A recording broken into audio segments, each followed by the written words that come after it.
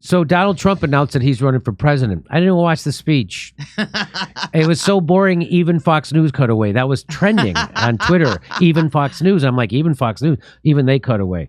So he gave a speech, and this is how CNN breaking news reported. So this is a story about how they reported it, okay? Former President Donald Trump announces another run for the White House and enters the 2024 race, aiming to become only the second U.S. president ever elected to 2 non-consecutive terms. Now, that sounds like a regular CNN headline, right? That sounds like how a news company would report the news. Are they sick? Are they okay? What happened was they got a new owner. Oh, I thought somebody caught like really bad COVID. Yeah.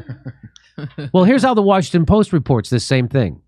The twice impeached former President Donald Trump, 76, who refused to concede in 2020 election and is the subject of multiple criminal investigations, is running again in 2024, increasing the likelihood of a potential rematch. That's their headline. Want to see another one? Donald Trump, twice impeached and under FBI investigation, launches 20. That's how they're doing this. Do you think it's more a reflection on him or you guys when you keep saying that? Yeah, right? It is. It sounds like you guys suck at everything. And he's a mastermind. Here's NPR's. This is the best one. Breaking: Donald Trump, who tried to overthrow the results of the 2020 presidential election and inspired a deadly riot at the Capitol in a desperate attempt to keep himself in power, has filed to run. What in the fuck? Did Joe Biden write that headline? It's like a dick measuring contest of who can have the most absurd headline. That was Amy Goodman, believe it or not. So Max, our friend Max Abrams says, these are factual statements, but not sure that's the most professional way to report his candidacy. That's an understatement. He's being very cheeky. Wow, I mean, someone who actually had to learn to do headlines, as someone who actually had to learn to do headlines for journalism school, this is just astoundingly unethical.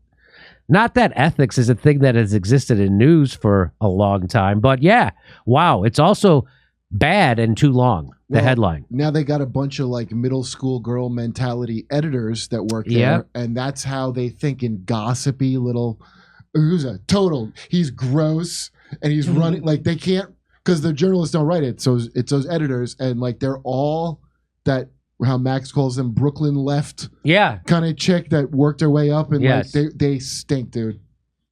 Here's what our friend Nick Cruz says. He says, can you imagine if the media wrote headlines like this for every other politician? Joe Biden, who wrote the crime bill, created the student loan crisis, and destabilized the Middle East, announced that he's running for president. Even though he has Swiss cheese holes in his brain.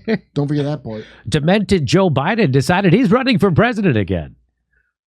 Tim Pool wrote one. He says, Joe Biden, who was called a pedophile by his son and is seen on camera groping and sniffing little girls, says he intends to run for re-election in 2020. Here's another couple of right-wingers were having fun with this. Here's a right-winger, Jack Probus. He said, NPR, who lied about the Hunter Biden laptop full of drug orgies and foreign agents, doing meth with his brother's widow, and detailed the Biden family money laundering operation, wants us to believe they are a news organization. Can you imagine the media doing this to others? Shut your black ass. So this is what someone said to Nick Cruz. Someone said this to him. Shut your black ass up. I can't see Pullman closely. Is he actually black saying that? I can't tell. I hope so. Crusading against NPR on Twitter, then raging about being blocked by a stranger. Wow, you're another internet griefer. Pointing out your gripes. So brave, so smart, perfect idiot. What? Why can't you point out your gripes on Twitter? That's what it's for. What? So you actually can blue no matter who, be some white asshole and say shut your black ass up to a black guy on Twitter now. You're pointing out your gripes. You're pointing out your gripes on Twitter. You're probably upset that the president has creepy showers with his daughter. Well, aren't you pointing out a gripe when you tell someone else to shut up? Brave, so smart, saying the thing you think. Aren't you? I'm brave because I'm mad at you for doing that. I press it down. I press it all the way down for the midterms and every other election. I don't get that. That seems contradictory. Shut your black ass up is unbelievable. But you're doing the exact thing. You're being upset at him. White. Yes. Way to go, Pullman's take. That Ukraine exchange program is really working out for the I guess that's why they call them man hot takes. Yeah. Here's another NPR headline. In Arizona, an election-denying Republican faces off against a Democrat defending election integrity. Can you believe this shit?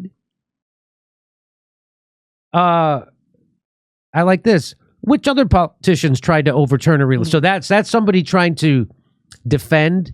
Well, what other politicians tried to overturn an election? Right? People saying that this headline's bullshit. The DNC in 2016. They cheated for Hillary Clinton and installed her as the nominee, then admitted in court that they could pick whoever they want. And Donna Brazile wrote a book about it. That's right.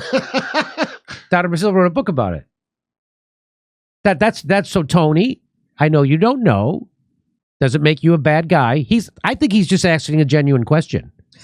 He asked Nick Cruz, what other politicians tried to overturn an election? Meaning, let me know and I'll pounce on him. That's what I think he's saying. Again, if you think you were cheated, as these politicians did, Hillary thought she was cheated even though she peacefully ceded power. That's right. Al Gore thought he was cheated even though he peacefully ceded. You're a punk. If you thought you got cheated by a bad person, you just folded to maintain the status quo.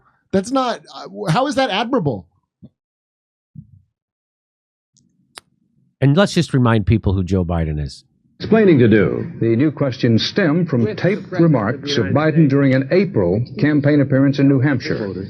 I went to law school on a full academic scholarship, the only one in my class to have a full academic scholarship. Went back to law school and in fact ended up in the top half of my class. I was the outstanding student in the political science department at the end of my year. I graduated with 3 degrees from undergraduate school and 165 credits, only needed 123 credits. Biden now concedes he did not graduate in the top half of his law school class, that he does not have 3 degrees from college, and that he was not named outstanding political science student in college. Oh, just a little bit embellishments. Hey! And so this started trending. If Republicans don't strip every single taxpayer dollar and defund NPR, they get what they deserve. So defund NPR started trending because of that. Hey, that was unbelievably mental. But I guess all bets are off now. Trump has been declared. You can say whatever you want about him. It doesn't have to be. It's cute that they think that the main amount of Republicans aren't on the same side approving of this absolutely and want this to be happening. Why you still believe well, they get what they deserve? No, you're going to get what you don't deserve because you still think this isn't a puppet show. Exactly. Anything you want to say about this, Jackson? No. Okay. I just saw some callback. No. I just saw some very bad news. I saw that Karen Bass just won her mayor race. Oh, that's not bad. That's not bad news. It's not great news. Instead of Caruso, and Caruso here in Los Angeles mayor. Oh, it doesn't matter who. I don't know how much it matters, honestly. The one guy's a developer, so you know he's not going to be good. Oh, of course. But Karen Bass, she's just a Democrat. But Democrats have been running this fucking city forever, and look at this fucking city. Am I wrong? What I'm saying. Who's going to take over and change anything whatsoever? That's what. So Jackson, you wanted to vote for that Caruso guy because why? Because of change, just to try something new? I did vote for him. I know. That's why I'm asking why. Just to try something new? Well, I liked his homeless plan, and I love the Grove. I love going to the Grove. Wait, his homeless plan? What was his homeless plan? What's his homeless plan? Yeah, this big plan is how he's going to construct all these homeless houses and get them off the... Listen, I almost got fucking punched by one of those fuckers on the street today. I want them off my street. And now there's one person that has an idea to do something. Karen Bass is just going to side with Gavin Newsom and block all the housing development projects. I wanted someone who was at least going to try, or said he was going to try. Yeah, I mean, what we need to do... He is a developer, and was his idea to build more housing? Cheap housing. Really? What? Yes. What?